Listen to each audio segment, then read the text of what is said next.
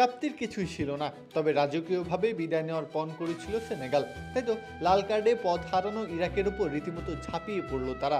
একের পর এক আক্রমণে বিধ্বস্ত করে শেষ পর্যন্ত ৫-০ গোলের দাপুটে জয়ে বিশ্বকাপের অভিযান শেষ করল সেনেগাল। আর ১০ জনের ইরাকের জন্য ম্যাচটা পরিণত হলো এক দীর্ঘ দুঃস্বপ্নে। টরন্টোর মাঠে ম্যাচের শুরু থেকেই আগ্রাসী ছিল সেনেগাল। মাত্র ৪ মিনিটেই সেই চাপের পুরস্কার পেয়ে যায় তারা।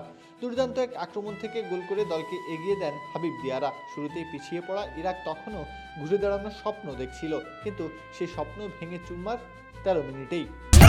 চিয়ার আপের রিফ্রেশিং স্বাদে সবার মুখে হাসি ছড়াবে। চিয়ার আপ ছড়ায় হ্যাপিনেস।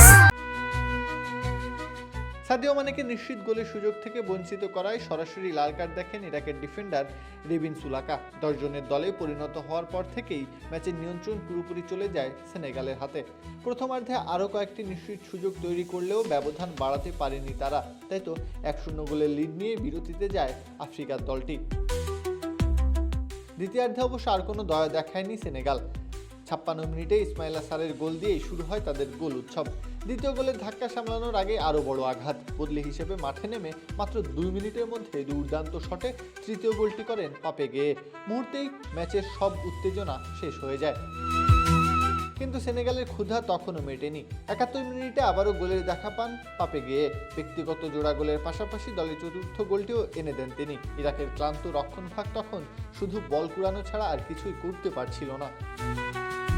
শেষ পেরেকটি ঠুকে দেন ইলিমান এন্দিয়ায়ে।